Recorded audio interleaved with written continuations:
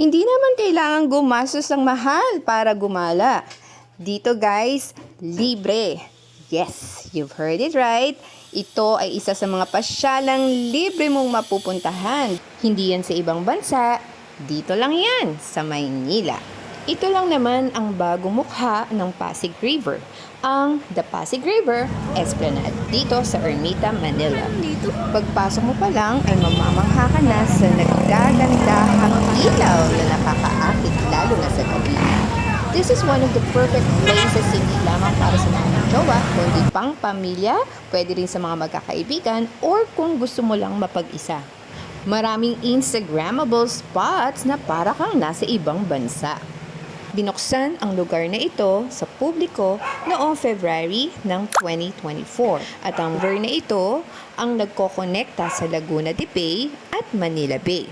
So higit 25 kilometers ang haba nito na makikita sa Pasig, Makati, Mandaluyong at Maynila palabas ng Manila Bay. Paglilinaw lang guys, hindi porket tinawag siya ng The Pasig River Esplanade ay sa Pasig lang siya makikita.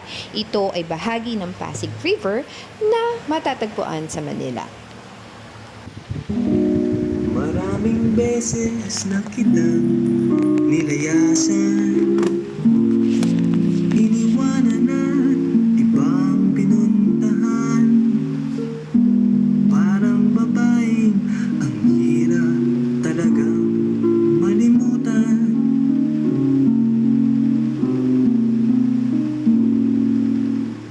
Ikaw lamang ang aking laging pinabalikan.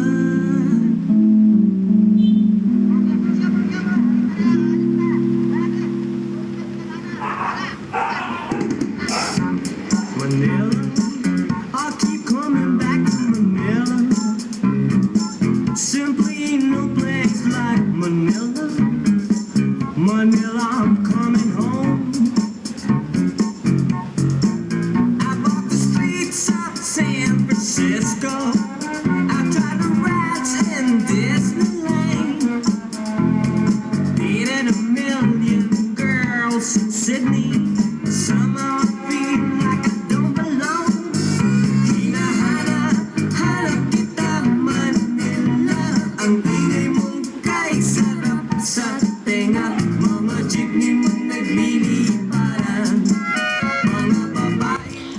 At kapag napagod na kayo mag-stroll, huwag mag-alala dahil marami ditong street foods na pwedeng pagpilian. Marami rin bilihan ng anik-anik, merong photo booth, at kung trip niyong kumanta, ay siya, tara na!